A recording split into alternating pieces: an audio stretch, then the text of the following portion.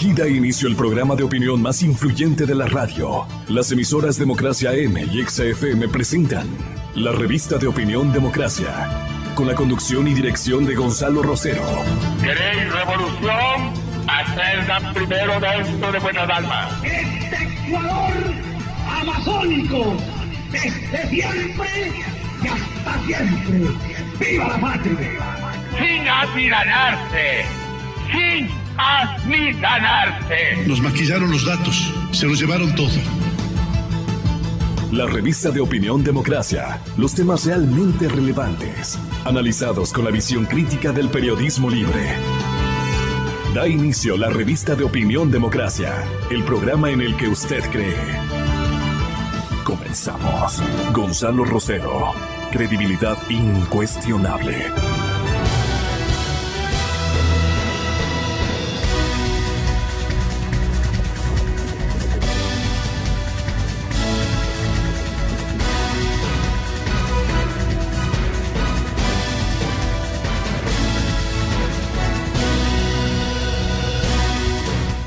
Hola, economista Eduardo Valencia, muy buenos días. Hola a todos, buenos días, señoras y señores. Estamos animosos y preocupados a la par, porque hay noticias que en el andarivel internacional en materia económica, vinculado al tema del petróleo, hay noticias que nos debe preocupar y hay una misma noticia que nos debe alegrar. ¿Cómo es eso? Miren ustedes que Arabia Saudita, en conocimiento de que la administración Trump está preparando una abierta refriega contra este país árabe asiático, pues los líderes, especialmente los líderes de montaña, los líderes que tienen a su cargo las Fuerzas Armadas de Arabia Saudí, le contestan al presidente Trump o le contestan a la administración norteamericana y le dicen: si te metes con nosotros, el petróleo tiene un destino súper oscuro. Y amenazan, señoras y señores, a establecer algo así como un petróleo de... Ustedes les alarmaría y les alegraría a muchos del gobierno. Y por qué no también al resto de conciudadanos que pensaríamos que un petróleo de 200. Los dirigentes de Arabia Saudita le proponen, ¿qué tal? Si usted nos ataca, presidente Trump, nosotros le podemos poner un petróleo de $400 el barril. Claro, aquí saltaríamos en una pata, como dicen nuestros chicos, ¿no? Saltaríamos en una pata. Pero ¿y el resto? Son consecuencias funestas para la economía internacional. Aquí contrato petrolero oscuro como el que han detectado en la redacción del diario El Expreso. Si con esto no podemos nosotros afrontar tanta corrupción que se han dado en los últimos años, con un petróleo presto a la especulación y embargado por los especuladores, porque aquí los que se sacarían la lotería en la trama economista Valencia que tenemos instituida a manera de contratos, a manera de exclusividades para el manejo de la oferta petrolera, estas compañías intermediarias serían las que se saquen la lotería con una circunstancia de esta naturaleza. Yo lo invito a que tenga la bondad de contribuir a orientar a la ciudadanía que nos escucha en todo el país y en todo el planeta, reportes de todos los países del orbe respecto de nuestra televisión digital. Aquí estamos recibiendo a partir de este momento, en las horas que estén vigentes en otros lares de América. En todos los continentes recibimos reportes de magnífica y nítida sintonía de nuestra señal audiovisual en todo el mundo, lo cual nos regocija. Aquí está el economista Eduardo Valencia, tan popular como siempre a lo largo de todo el paisanaje que nos está escuchando en todo el mundo. Y eso nos alegra muchísimo. Pero, don Eduardo, Iriana Molinares de la redacción de la televisión CNN en español comentaba lo siguiente. Realmente aquí lo que estamos viendo es que en Arabia Saudita están preocupados y entonces lo que están es advirtiendo de duras represalias. La más importante, quizás la más significativa, es la que ha efectuado el director general de la televisión Al Arabia, que es estatal, y él advierte de que las represalias de Arabia Saudita representarían un desastre para la economía mundial. El petróleo, el barril subiría a 100, inclusive 200, $400 el barril. También él dice que podría su país el permitir que Rusia tuviera una base militar en las orillas de Arabia Saudita, y diría que algo así también advierte este director general de esta televisión, que llevaría a que el Medio Oriente cayera en los brazos de Irán. Posteriormente, esta persona ha asegurado que se trató únicamente de sus ideas personales, pero es algo preocupante, significativo. Esto después de que ayer el presidente estadounidense Donald Trump asegurara que, caso de que se confirmara que Jamal Khashoggi fue asesinado dentro del consulado de Arabia Saudita en Turquía, entonces habría un castigo severo por parte de Estados Unidos a ese reino. Él previamente, eso sí, había dicho que Estados Unidos no anularía en la venta de 110.000 millones de dólares en armas a Arabia Saudita, pero esto se encuentra con la oposición del Congreso. Escuchamos, por ejemplo, al senador republicano Marco Rubio, quien asegura que en cualquier caso, aunque Trump quisiera vender tales armas, en el Congreso no se lo permitirían, e inclusive más, Marco Rubio llama a boicotear un encuentro económico que en los próximos días se tiene que celebrar en Arabia Saudita. Escuchémosle. No creo que ninguno de nuestros funcionarios debería ir y fingir que todo es igual hasta que sepamos exactamente qué fue lo que pasó ahí. Y por su lado, la prometida de Jamal Khashoggi, ella está todavía a la espera, teme realmente por lo que le haya ocurrido a su prometido. Ella dice inclusive que estos días estaba prevista ya la boda que él intentaba arreglar cuando entró en el consulado para arreglar unos papeles relacionados precisamente con estas nupcias. Y él lo que sí dice en el diario New York Times es que los tiranos que hayan estado detrás de esto tendrían que pagarlo. A mí me pareció una nota interesante y por eso tengo a bien ofrecerle a la colectividad. Esto fue recién anoche que logramos capturar, digamos, este reportaje. Es interesante porque yo tenía a primera hora esta cita con Eduardo Valencia, reconocida figura del análisis económico de nuestro país. Y entonces le pregunto a usted, es que el mundo económico, digo 3 veces, el nerviosismo está afectando incluso a las bolsas mundiales y naturalmente al crudo, como acabamos de escuchar. Es bueno que un economista a la ecuatoriana, con todos estos insumos, nos haga el favor de ofrecer un comentario sobre cuál debe ser la previsión que debe confiscar nuestro país desde el lado de los líderes en el manejo económico y especialmente petrolero. Pero como dije yo, aquí los afortunados van a ser los chinos intermediarios y otros grupos económicos internacionales que se han adueñado de nuestro petróleo para larga data. ¿Esto cómo debe conocer, en qué términos debe conocer el público ecuatoriano a veces tan desinformado, descuidado, sin mayor conocimiento y cultura económica. Hay que advertirle a la gente qué cosas. Economista Valencia, muy buenos días, mil perdones por la premisa tan larga. No, un gusto estar nuevamente en su emisora, Gonzalo. Realmente su preocupación es muy justa. Yo creo que todos en el planeta estamos preocupados y yo vengo sosteniendo desde hace mucho tiempo que en el mundo hay una crisis de liderazgo, pero realmente aguda.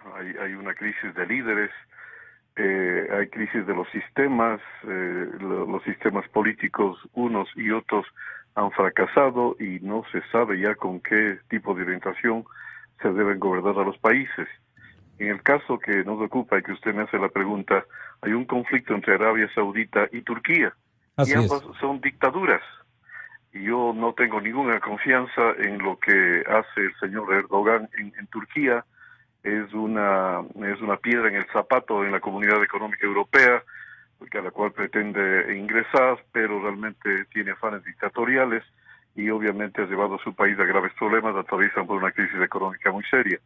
Arabia Saudita ha sido un comodín en la política del Medio Oriente, pero también es una dictadura muy cercana a los Estados Unidos y ha tratado de equilibrar de alguna manera lo que ha sucedido entre Israel y los demás países árabes, eso en términos generales. Ahora bien, a mí me parece que estas cosas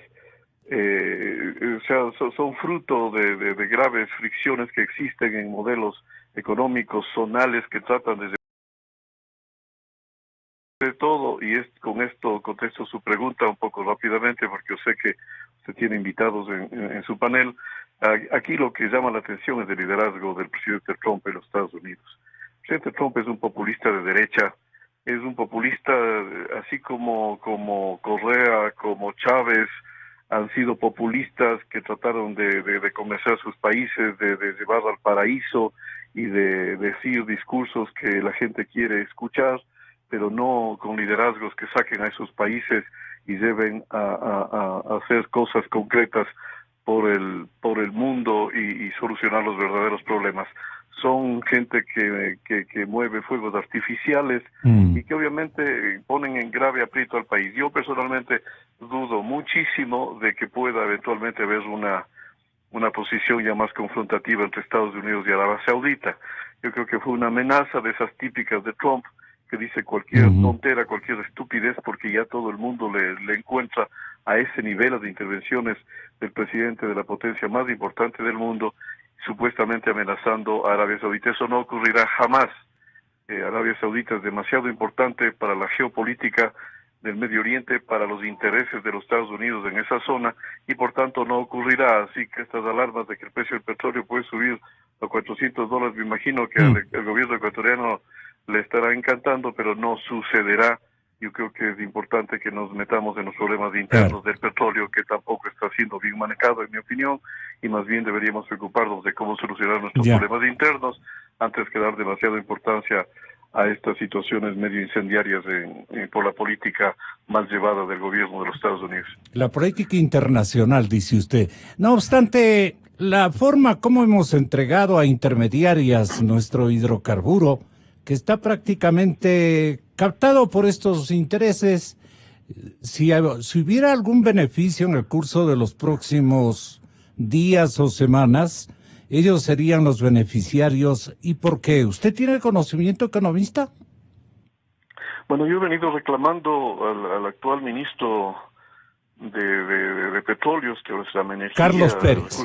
Carlos Naturales, Carlos Pérez, que además de tener un buen talante y ser una persona sencilla, en mi opinión, en las decisiones de fondo yo no veo absolutamente nada que se esté corrigiendo. Usted acaba de mencionar este tema precisamente de los contratos donde los intermediarios se beneficiaban de cantidades enormes, en lo que alguna vez Fernando Villavicencio, con todo acierto, llamó el más grande atraco de la historia económica del país a título individual, porque hay muchos atracos. Bueno, realmente es insólito que se siga con las mismas prácticas. No ha pasado nada absolutamente. Dichos intermediarios continúan comprando petróleo ecuatoriano, intermediando con otras zonas del mundo, Es increíble y yo no puedo aceptar, y a mí me viene decepcionando eso desde hace algún rato. Estimado Gonzalo, su pregunta es de fondo y yo tengo la obligación de contestar con argumentos de fondo. ¿Cómo es posible que el presidente de la República tenga al lado suyo, en su despacho, a un consejero que está vinculado con uno de los grandes intermediarios del petróleo ecuatoriano? Aparece absolutamente incoherente, pero no solamente por la incoherencia, sino por lo que representa para el país, de que cerca del presidente estén personas cercanas a estos negociados que se hacen con la venta del crudo.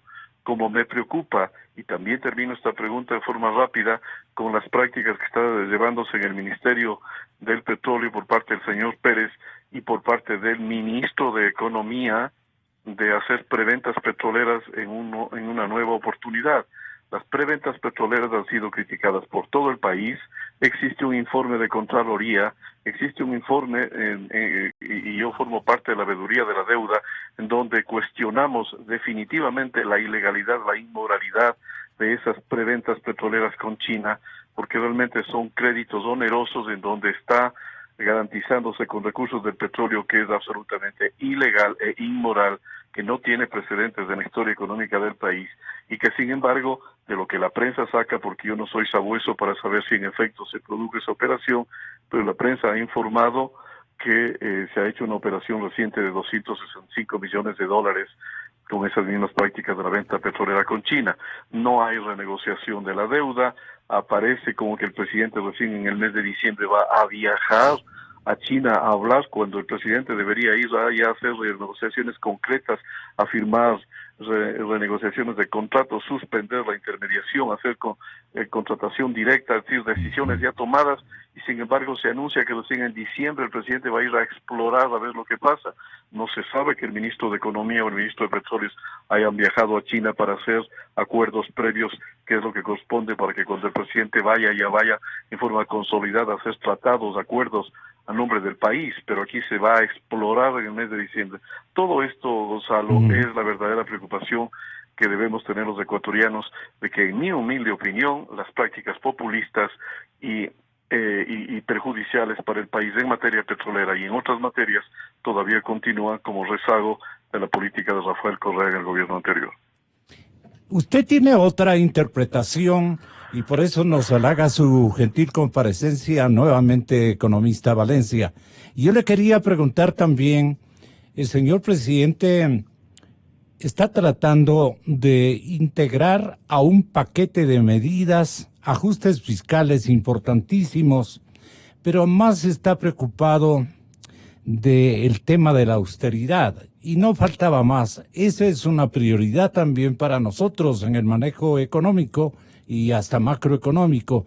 La tendencia que debe tener el gasto público debe ser austero, desde luego, hasta que se den las cosas. Porque a veces yo me arrepiento, lleno de ilusión a la gente, y el Frente Económico y Petrolero de nuestro país toma otro género de decisiones. Entonces, en cadena nacional el presidente Moreno estaba anunciándonos que en noviembre habrán nuevos ajustes y un plan de austeridad en el régimen.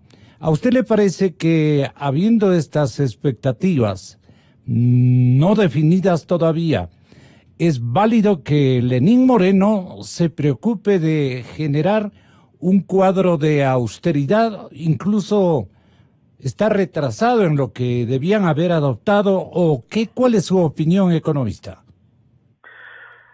Yo lamento tener que opinar en el sentido que lo voy a hacer.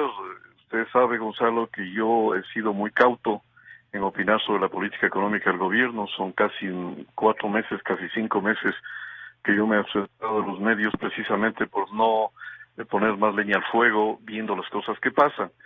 Pero realmente lo que está sucediendo es una cosa que va en contravía a lo que el país necesita. La semana pasada, el Foro de Economía y Finanzas, del cual yo formo parte, hicimos una presentación en Guayaquil, dando una conferencia de prensa en donde criticamos un grupo de 12 economistas en la política económica del gobierno, porque ciertamente hemos dicho que aquí no hay tal plan de austeridad, que aquí no hay tal plan económico. El país en este momento casi va al garete.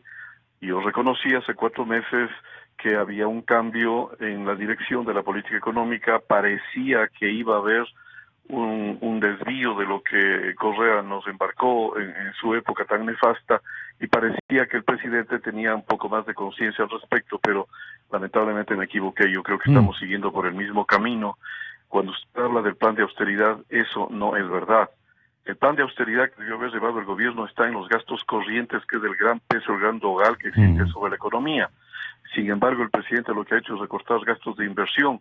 Es lo mismo que si un padre de familia pierde su trabajo y su mujer también, y para hacer la austeridad lo que hace es vender la casa y seguir gastando en farras, gastando en gastos corrientes, en viajes y en la motocicleta del hijo. Uno no hace esas cosas, uno no vende los tractores en una finca para poder seguir gastando y dando un nivel de vida adecuado a sus hijos. Lo que hace es costar los gastos corrientes, mantener el nivel de gasto de inversión, porque la inversión es lo único que genera nueva producción, nuevos ingresos y sostiene el presente y el futuro. Aquí lo que se ha hecho es aumentar el gasto corriente, crece al 3, 4, 5%, y lamentablemente lo que ha caído en los gastos de inversión, y asoma el gobierno como que ahora hay un nivel de reducción del gasto primario, no dice nada del gasto global final, y obviamente el país lo que está constatando es que seguimos con las mismas prácticas de endeudamiento del gobierno anterior. Es una tragedia que estemos en estas circunstancias, viviendo al día, pasando el sombrerito, buscando 500 millones por aquí, 400 millones por acá, dando de garantía bonos que significan el triple de la garantía de lo que se necesita, es decir, prácticas exactamente iguales a las que hizo Correa. Aquí no ha cambiado nada, la política económica es un lastre en el manejo del actual gobierno, yo lamento decirlo, pero los indicadores determinan. Y aquí también termino la respuesta corta, todos los pronósticos son que la economía ecuatoriana en materia productiva sigue estancada.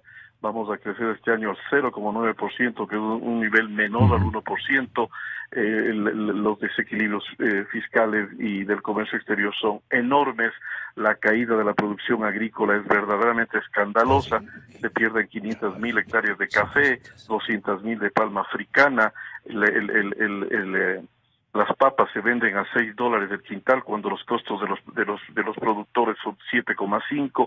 Es decir, no hay ministro de Economía, no tenemos gerente del Banco Central. La gerente del Banco Central, según fundaciones que manejan el campo económico, determinan que se están manipulando las cifras para dar a entender una realidad que es diferente. Y sin embargo, y con esto termino la parte de su pregunta, y sin embargo hay anuncios de que van a entrar 25,000 millones de dólares de inversión, lo cual es fuegos pirotécnicos, son anuncios populistas.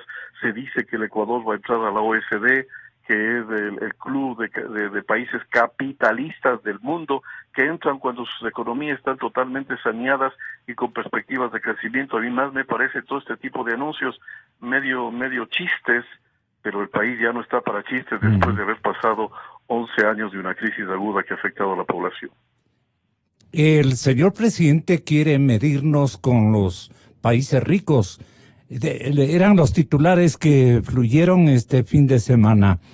Es bueno que midamos realmente la situación o hay un delirio en pleno funcionamiento, por decirlo de esta manera, porque Augusto de la Torre, su distinguido colega economista, mencionaba lo siguiente hace pocos días.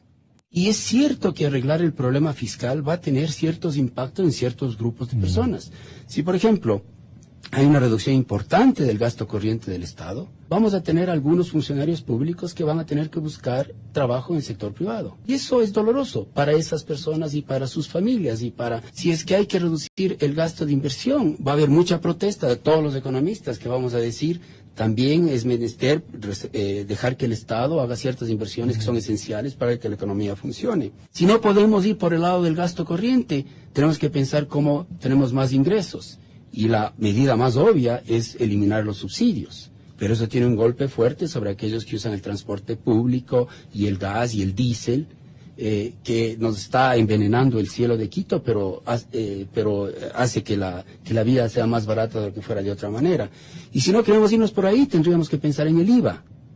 Y el IVA tiene muchas ventajas desde el punto de vista económico, pero también es un impuesto a la población. En el Ecuador no nos hemos acostumbrado a discutir cómo un objetivo requiere de cierto sacrificio.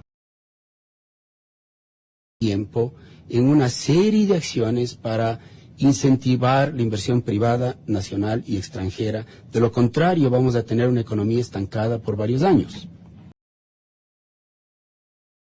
No estimula la economía.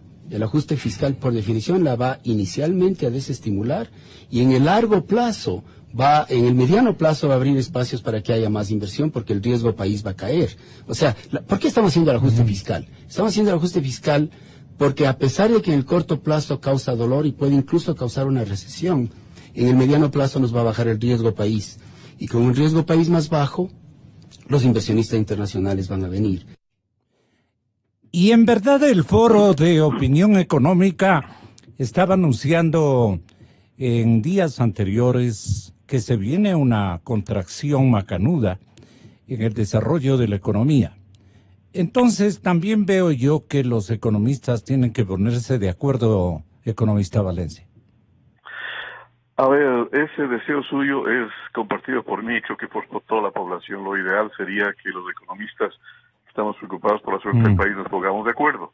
Con esa finalidad fue precisamente creado el Foro de Economía y Finanzas hace ya aproximadamente 6 u 8 meses, como un experimento en donde economistas de diferente tendencia, con cierto nivel de preparación y con cierto nivel de experiencia, nos juntamos precisamente con esa finalidad. Y a mí me pareció y celebré que esto suceda. Lamentablemente en la práctica el foro ha sido desmembrado en una buena parte. Algunos economistas se salieron, algunos economistas están trabajando con el gobierno, algunos indirectamente están apoyando la política económica del gobierno y del ministro de Economía, y en fin, los que quedamos son aquellos que no pensamos que el camino escogido por el actual ministro y de los asesores que están ahora cercanos al gobierno estaban en lo correcto. Y yo, hace más de 4 años, en mis intervenciones públicas, yo fui invitado por diversos gremios, entre ellos las cámaras de producción, luego de un estudio a fondo que hicimos en el Instituto de Investigaciones Económicas. Y en ese entonces, cuando ya me preguntaban cuál era la manera de salir de la crisis en que nos había dejado el gobierno de Correa, que ya se preveía muy honda, muy profunda, yo me permití decir que lo que había que hacer es una reducción del gasto fiscal, una reducción del tamaño del Estado, es decir, disminuir el peso que el Estado tiene sobre la economía y que tanto daño hace, porque cuando bajó el precio del petróleo ya no tenemos con qué financiar dicho gasto. Al no haber esos recursos había que bajar el gasto, como lo hace toda familia, como hace toda empresa, entrar en un auténtico plan de austeridad como usted mismo sugiere. Pero eso, como es obvio, tiene una presión sobre la demanda agregada, y para compensar el que la demanda agregada no disminuya, sugerí hace 4 años la disminución de 2 puntos porcentuales del impuesto al valor agregado. Es decir, que baje el IVA, ¿para qué? Para que la gente tenga un poquito más de liquidez, más de disponibilidad, más poder de compra, y presione, aumente la demanda privada, aumenta la demanda agregada desde el sector privado, y toda la población consume los bienes de todo el aparato productivo, agrícola, industrial, comercial, construcción y todo, y de esa manera se compensa la pérdida de la demanda por el lado fiscal. Eso lo dije hace 4 años. El Foro de Economía y Finanzas lo acaba de decir en Guayaquil reiterativamente. Todos los miembros que quedamos hemos estado diciendo lo mismo y criticando la política del gobierno que va en dirección opuesta. El diagnóstico hecho por el ministro de Economía, por la gerente del Banco Central que no sabe dónde anda parada porque fue parte del correísmo y ahora trata de desligarse de ese sector, trayendo un grado de ambigüedad terrible en las cifras y en sus opiniones que distorsiona todo. Como digo, si el diagnóstico es equivocado, es obvio que el diagnóstico y la aplicación de la política económica del gobierno que sugiere Augusto de la Torre va a causar una grave recesión, mayor estancamiento y mayor dolor a la población. No sucedería lo mismo si se hace caso a lo que nosotros propusimos. Como es obvio, para poder estabilizar la economía, para poder reducir los desequilibrios de los déficits, hay que concretarse fundamentalmente una cosa. Este país tiene una capacidad ociosa instalada enorme que tiene que ser aprovechada. ¿Para qué? Para aumentar la producción. Solo cuando se aumenta la producción, la economía se estabiliza. Igual que cuando un niño se sube a una bicicleta, solo se estabiliza y puede seguir adelante cuando pedalea y mueve el pedal. Cuando la economía se mueve hacia adelante aumentando la producción, entonces empiezan a haber más ingresos para el gobierno, empieza a haber más liquidez de la economía, los bancos mueven su dinero y la economía se estabiliza. Lo que está haciendo el gobierno, asesorado por estos economistas a los que me referí, uno de los cuales es Augusto de la Torre, lamentablemente nos están llevando a un nivel de estancamiento. La tasa de riesgo país implica que después de la Argentina somos el segundo, no, después de Venezuela y con la Argentina somos los segundos países en el mundo con un riesgo país que no ha bajado. Ni en el exterior confían en la política del ministro Martínez y en la del presidente Moreno, y por eso creo yo que era importante que hagamos un pronunciamiento, porque el silencio sería conhonestar lo que está pasando y no es lo que necesita el país. Nuestros jóvenes dicen y nuestros viejos también mencionan que el silencio otorga, ¿no? No es bueno en estas épocas silenciarse frente a puntos de vista significativos que pueden unos estar equivocados o enmiendas que otros en ellas pueden también estar equivocados. Así es que, Eduardo, muchas gracias por habernos acompañado, pero usted en términos generales le calificaría el potencial ingreso al OCDE como una ilusión mal sintonizada por el señor presidente Moreno, con todo respeto a él y a su estamento asesor, que no le dice: un norte para la economía ecuatoriana es primero un superación de nuestros parámetros, especialmente los que tienen que ver con el tema de los ingresos, de las exportaciones, de las facilidades para que el empresariado pueda gestionar emprendimientos más macros, ¿no? Aquí está el señor vicepresidente de la Cámara de Industriales de nuestro país, porque están este momento prácticamente manejando los segmentos productivos económicos en gran confianza los líderes tanto de Quito como de Guayaquil. Eso hemos visto en los últimos tiempos. Y entonces, ir al club de los ricos nos resulta increíble, pero la ilusión es la ilusión, ¿no? Economista, bienvenido, muy buenos días. Muchas gracias, economista Valencia. Hasta la próxima oportunidad que tengamos de dialogar y platicar con usted. Tenga la bondad de vicepresidente. Buenos días, Gonzalo. Mucho gusto. Mi nombre es Pablo Zambrano. Soy el presidente ejecutivo de la Cámara de Industrias y Producción. Gracias por la invitación. Sí, en efecto. Perdone, por supuesto. Perdone, economista, yo intuía de que, o estaba casi seguro de que usted era el vicepresidente. No, a partir del 3 de julio de este año he sido designado presidente ejecutivo de la Cámara de Industrias y Producción. Ya, entonces el atrasado soy yo. Y otra pequeña corrección. Rectificación. Soy de profesión abogado.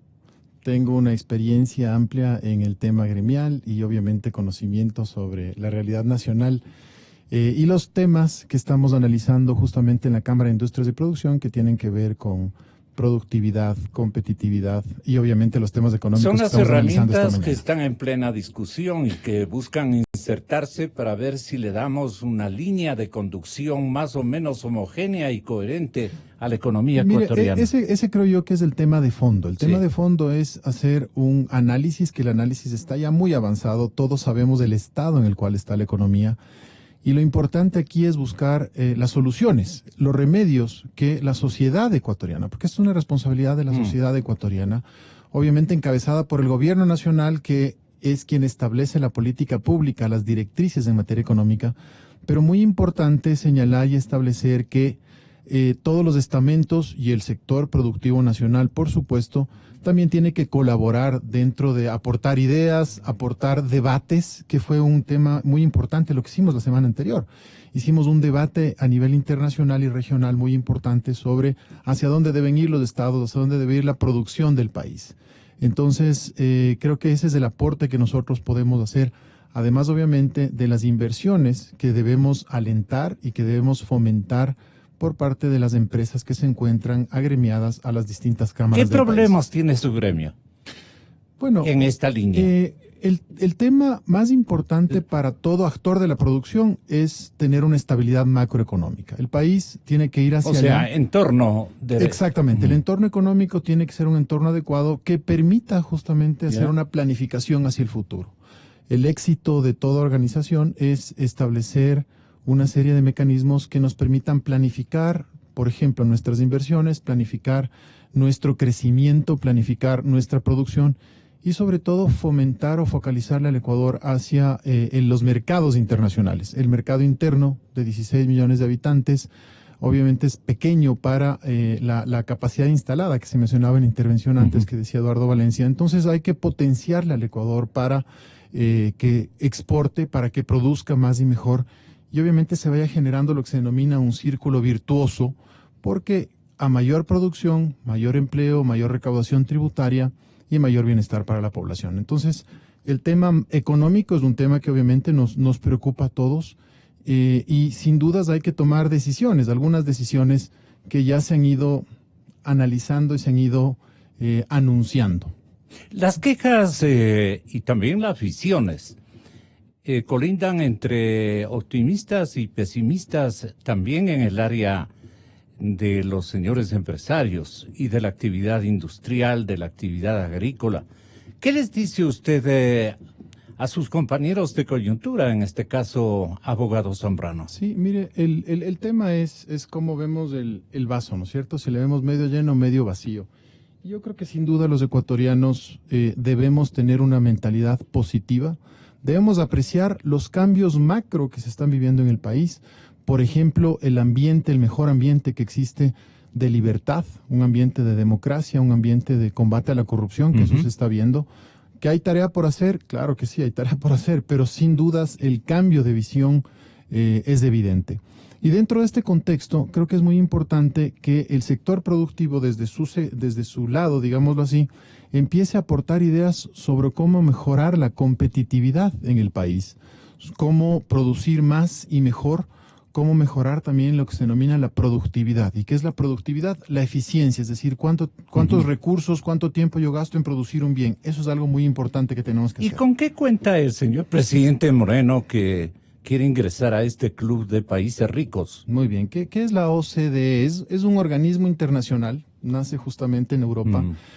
Y básicamente lo que promueve es una serie de reglas y de políticas, digámoslo así, sistematizadas para poder progresar en la humanidad. Ese es el objetivo macro grande, ¿no es cierto? Entonces, nosotros vemos con buenos ojos la intención que tiene el gobierno para empezar los procedimientos. Para vernos en cómo hacen ellos las cosas, en el sentido, cómo regulan sus escenarios de producción y de exportaciones, y amigar con ellos para ver qué podemos imitar y qué debemos detenernos en tomar de alguna manera precauciones, ¿no? En el desarrollo de nuestro aparato productivo. Precauciones y buenas prácticas, que creo yo que eso es lo más importante, ¿no es cierto? ¿A qué llama usted buenas prácticas? ¿Dónde es valioso el Ecuador? Disciplina fiscal, gasto público, ¿no es cierto? Orden en las finanzas públicas.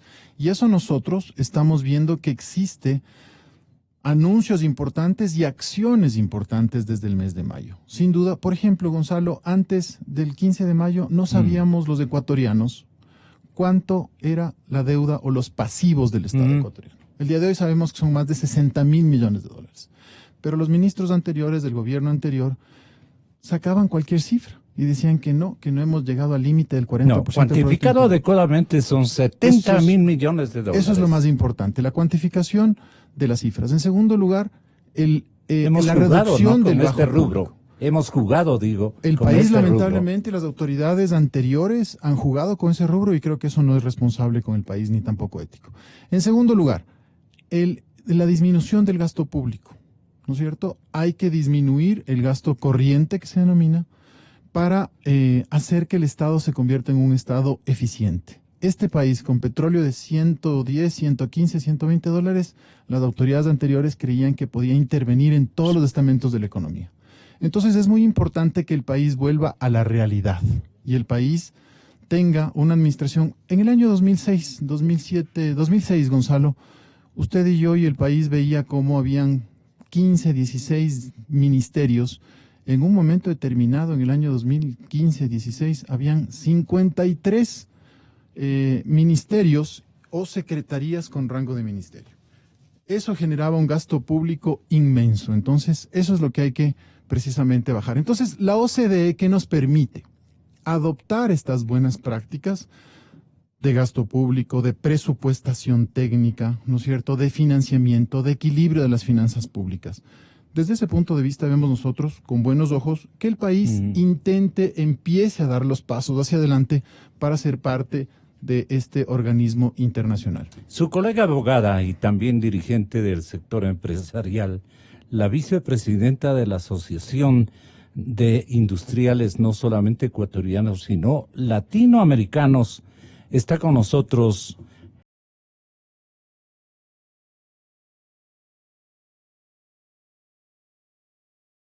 Empresaria que quiere decirnos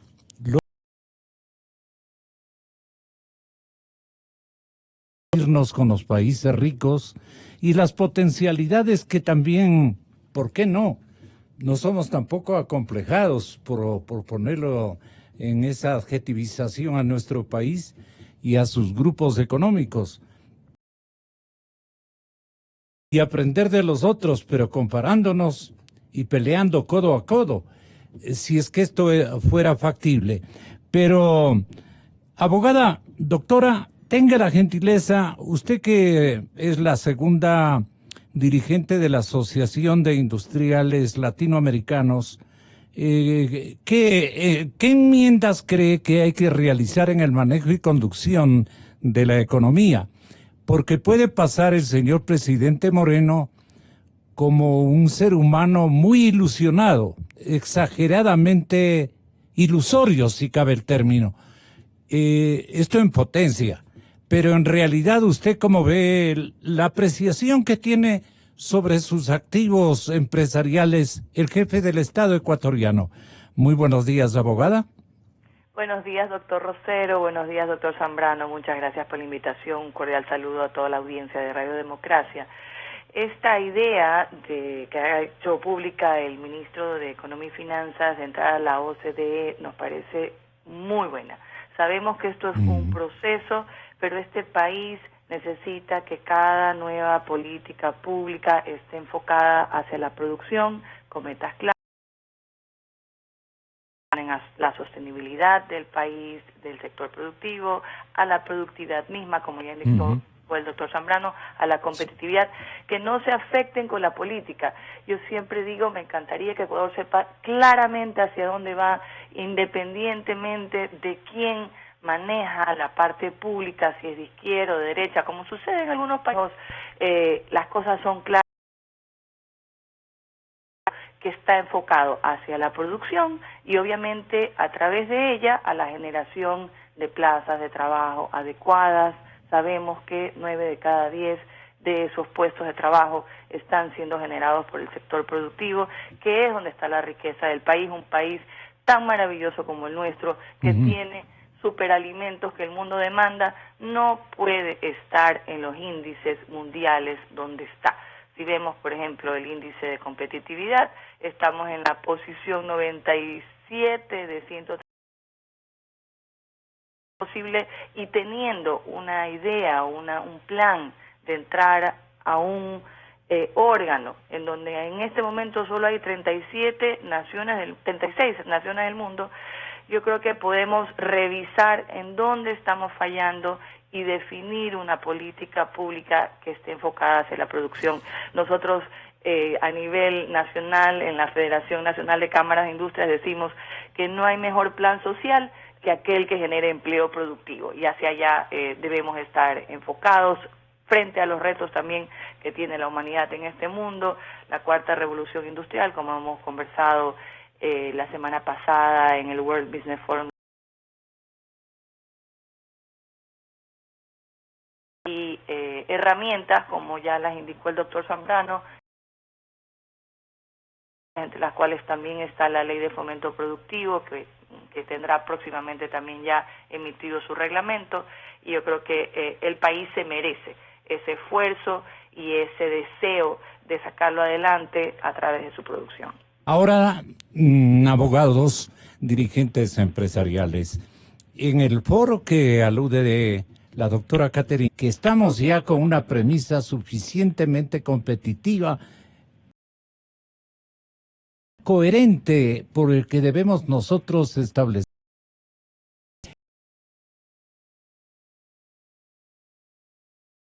por decirlo de esa manera, a un renglón tan significativo de empresarios internacionales y de Latinoamérica, es cosa muy seria. Pero ahí viene la pregunta que le formulo a usted, doctor Pablo, y a usted, doctora Caterina. Perdone, me adelanté con el varón. Perdone. Doctora Caterina, con usted, ¿estamos o no preparados para el efecto? Bueno, no, el mundo solo el Ecuador, ¿no? Y esos retos nosotros los vemos desde dos aspectos. Por uno, el de los mercados globales, la globalización, que es una realidad, la tenemos todos en nuestros teléfonos a diario. Y ahí están los requisitos y el perfil de los clientes en constante en la innovación, ¿no? Y ese reto tiene obviamente un requerimiento de innovar, de trabajar para mejorar los procesos productivos en la industria a nivel mundial. Y tiene un impacto importante en algo que a nosotros nos preocupa muchísimo, que es el tema del empleo. Veíamos en el foro la semana pasada que el empleo tiene dos vertientes. Por un lado, la que se relaciona propiamente a la automatización que se van a dar en los procesos productivos, pero por otro lado, a la interacción que existen entre actores que están requiriendo servicios o productos. Por ejemplo, el caso de Uber, que conecta a quienes tienen vehículos con las personas que necesitan el transporte, o el caso de Airbnb, que son las personas que tienen disponibilidad de ciertos bienes inmuebles para las personas que los requieren. Entonces, existen posiciones tal vez fatalistas, otras no, todavía el mundo está debatiendo de lo que va a suceder con el empleo, pero son desafíos que la humanidad está enfrentando, y lo que me gusta de esta cuarta revolución industrial es que estamos muy conscientes de ella, ¿no? Las tres revoluciones anteriores de pronto pasaron un poquito desinformados, o de pronto no tomando las riendas del caso, y ahora pues la situación es distinta y tenemos que trabajar para poderla sobrellevar de tal forma que produzcan los cambios que se requieren en la mejora de las condiciones de vida, en el acceso a mejores bienes de mejor calidad, ¿no? Si la medición fuera el tiempo, doctor Pablo Zambrano, ¿con cuánto nos gabelan, perdone por el término, con cuánto nos llevan las economías más fuertes del mundo? También hay que ubicarnos, ¿no? Siempre nos decían, ubícate, hasta nuestros padres, ¿no? Cuando desmesuradamente nosotros teníamos un giro de intencionalidades, pero cargados de ilusiones. Pero el que no camina por terrenos igualmente, no, esto es imposible, déjalo para después de una década. No. Uno puede demostrar a su propia familia de que es competitivo.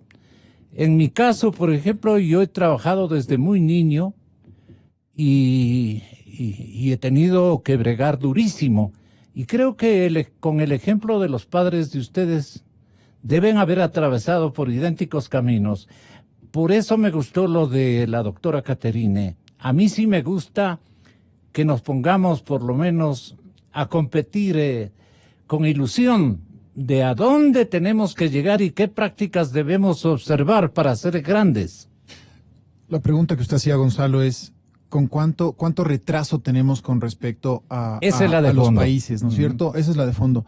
Bueno, con países desarrollados obviamente tenemos una brecha muy grande, pero no nos vayamos tan lejos. Vámonos a Colombia y a Perú. Colombia y Perú, adoptando las políticas de Estado que mencionaba Caterina, están bastante más avanzados en materia comercial, en materia se sienten tecnológica. más competitivos que Sin nosotros. duda, tienen más tienen competitividad. razón. Sin duda. Entonces, yo creo que es momento de que el Ecuador empiece. Mire, usted, Gandhi decía, ¿no es cierto?, para su gran marcha, esa gran marcha empieza con el primer paso. Y creo que eso es lo que nosotros tenemos que hacer. ¿Cuándo es el momento? El momento es ahora. Ecuador no puede darse el lujo de perder más tiempo y quedarse desconectado del mundo y perder justamente esta competitividad con países como Perú, Colombia, Chile. Y lamentablemente las políticas públicas ideologizadas que tuvimos nos han llevado a esto, a un retroceso, a vernos el pie, ¿no es cierto?, en vez de ver al frente, en vez de ver arriba. Y hay que pensar justamente en grande. El tema de la OCDE, ¿qué nos va a permitir? Nos va a permitir... Esto no se puede hacer cuando uno tiene prejuicios ideológicos. Sin duda, sin duda. Yo creo que hay que pensar en el país, Gonzalo. No hay que pensar en las siguientes elecciones, no hay que pensar en mi partido político, no hay que pensar en mis amigotes. Hay que pensar en el país. Y esa conciencia... O creerse el más grande de todo el planeta, ¿no? Con $115 de petróleo había aquí un personaje que mejor ni nombrarlo, pero que se creía el sucesor de Fidel Castro, el sucesor de no sé quién. Entonces, eso creo que hay que desterrarlo, ese pasado hay que dejarlo atrás y hay que ver hacia el frente. Y Fidel Castro no está resultando una maravilla, según pude ver en un reportaje respecto de su pensamiento. El único lugar donde el socialismo o el marxismo triunfa es en el cementerio, donde realmente todos somos iguales en el cementerio. Pero en la vida práctica como sistema económico no funciona, eso está comprobado. ¿Qué hay que hacer entonces? Ellos decían, mientras haya desigualdad, nosotros seguimos siendo los primeros. La alternativa, decían anoche en el programa de Andrés Carrión. ¿Cómo combatimos la desigualdad? Con producción, con empleo, dando oportunidad con eficiencia, y dando dignidad al ser humano, porque el empleo que usted menciona antes y los que hemos trabajado desde muy jóvenes, sabemos que la única manera de dignificarnos como personas es el empleo, y eso es lo que promueven las empresas. Entonces, hay que empezar esta larga caminata de 10.000 kilómetros, hay que empezarla con el primer paso. Y el primer paso es la disciplina, la sistematización y el orden que nos va a permitir justamente conversar con estos países y entrar en acuerdos de comercio que tienen que ser beneficiosos y ventajosos para las dos partes, ¿no? Su comentario, doctora Caterine. Sí, estoy de acuerdo, y justamente en el foro que tuvimos la semana pasada estuvimos reunidos industriales de algunos países de Latinoamérica. La presidencia de la Asociación de Industriales de Latinoamérica la tiene la CONCAMIN de México, el señor Manuel Herrera. Y ellos, en ese tránsito que tenemos que hacer hacia abrir nuestros mercados, que es algo que requiere el país, con todos estos procesos, un camino hacia la Alianza del Pacífico, otro hacia suscribir un acuerdo con nuestros principales socios comerciales, entre ellos los Estados Unidos. Pero respecto de la Alianza del Pacífico, en donde están ya muy activos México, Colombia, Perú y Chile, existe esa voluntad de que se incorpore Ecuador, y los industriales de estos países, principalmente México, están dispuestos a apoyarnos para que esos sectores sensibles que tiene en este momento el Ecuador puedan incorporarse de forma que no se afecten de primera mano, sino que sea pues un proceso, y existe una voluntad no solo pública sino privada de ayudar a nuestro país a salir adelante en los marcos internacionales.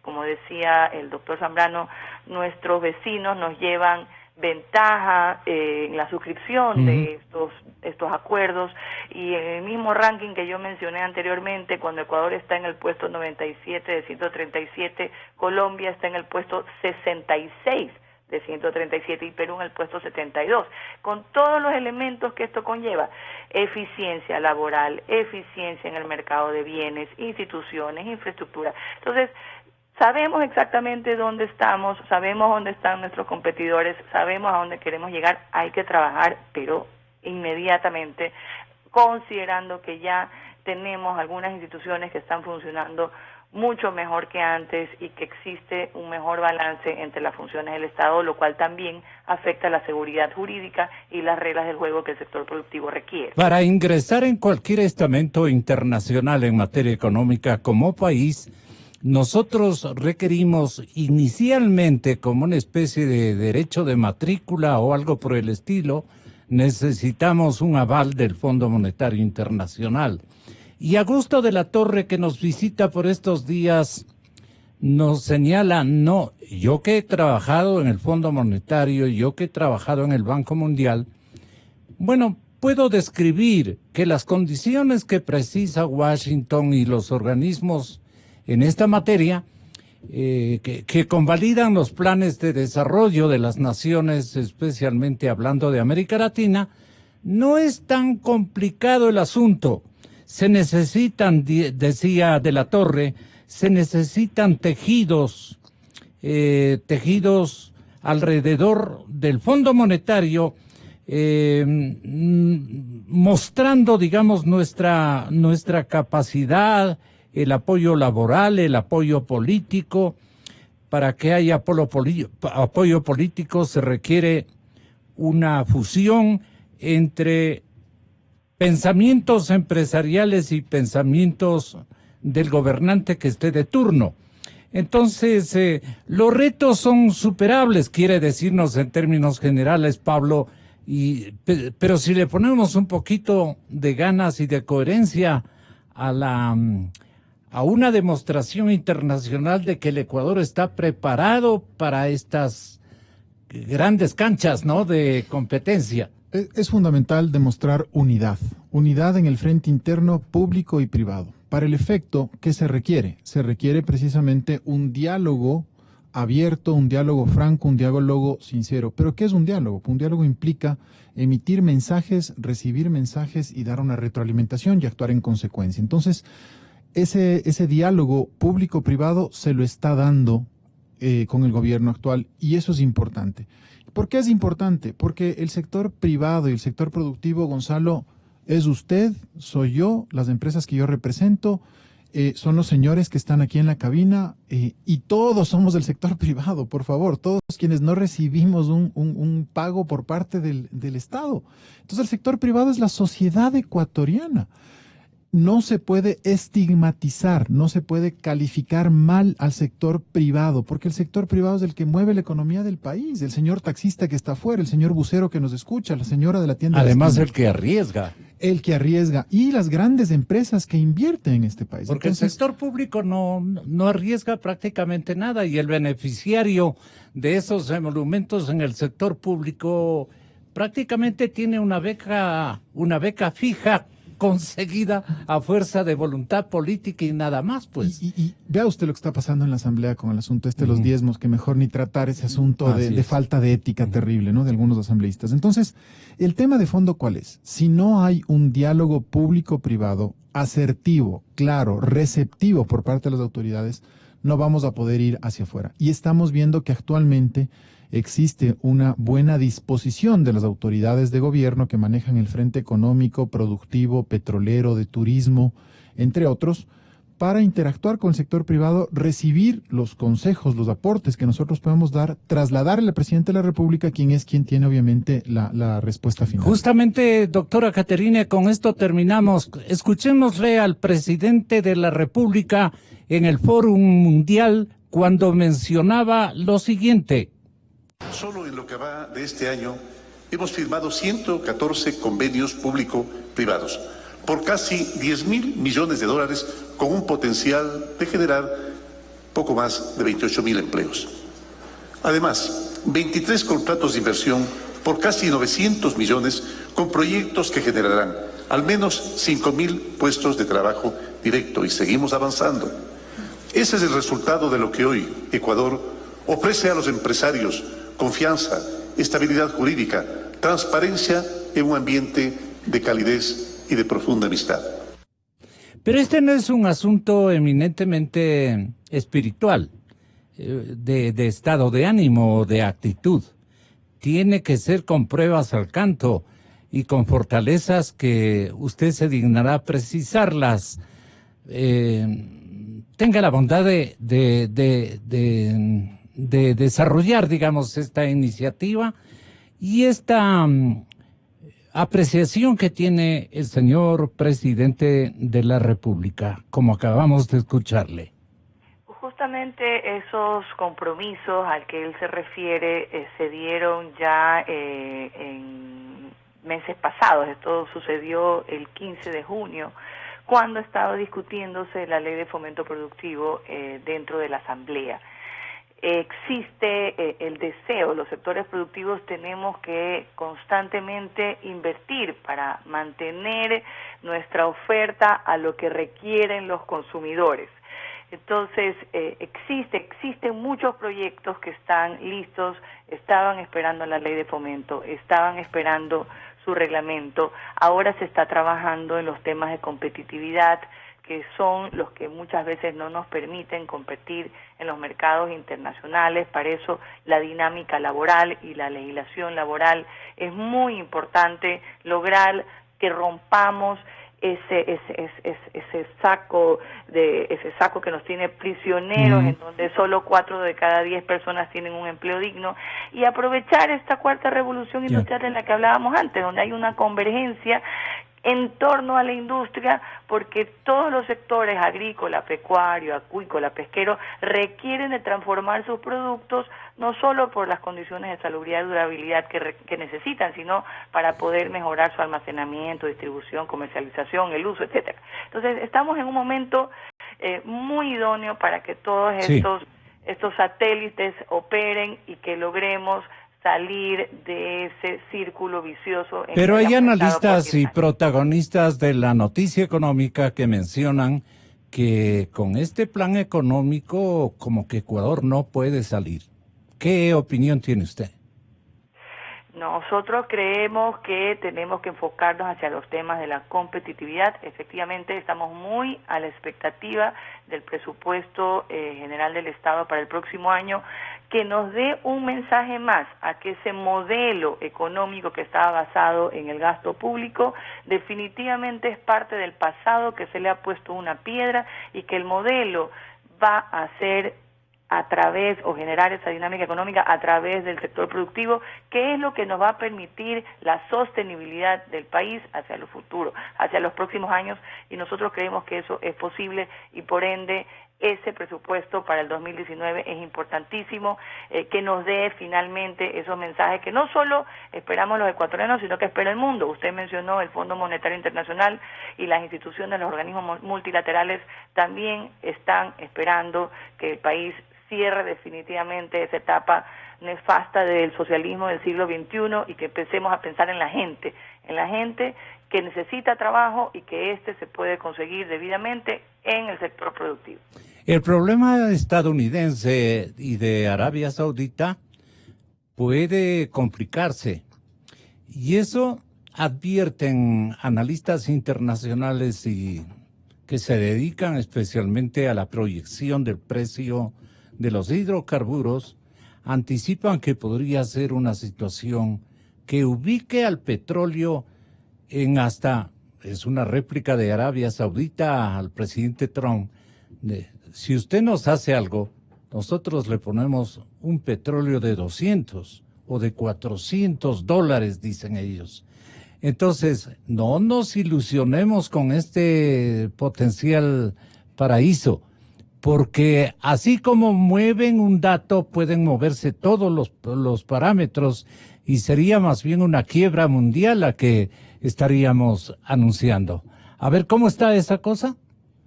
La desaparición del periodista saudí Jamal Khashoggi hace casi 2 semanas lleva amenazas de sanciones internacionales contra Arabia Saudita, pero en el reino han reaccionado y advierten ahora de duras represalias en caso de que se impusieran medidas contra ese país.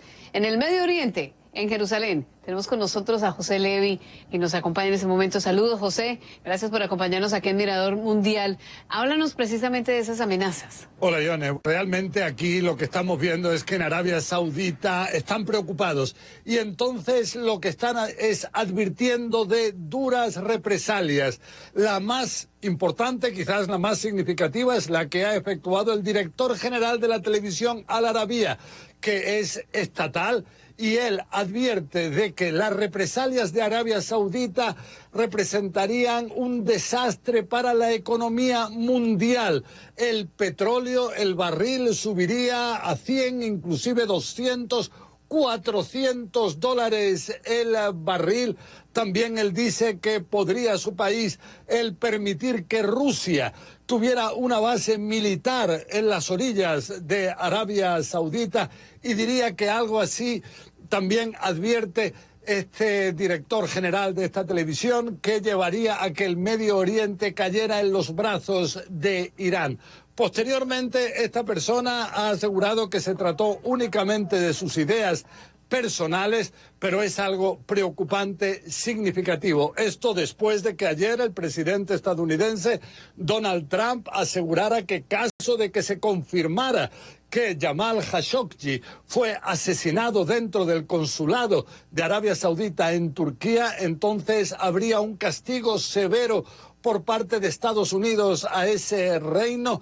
Él previamente, eso sí, había dicho que Estados Unidos no anularía en la venta de 110.000 millones de dólares en armas a Arabia Saudita, pero esto se encuentra con la oposición del Congreso. Escuchamos, por ejemplo, al senador republicano Marco Rubio, quien asegura que en cualquier caso, aunque Trump quisiera vender tales armas, en el Congreso no se lo permitirían, e inclusive más, Marco Rubio llama a boicotear un encuentro económico que en los próximos días se tiene que celebrar en Arabia Saudita.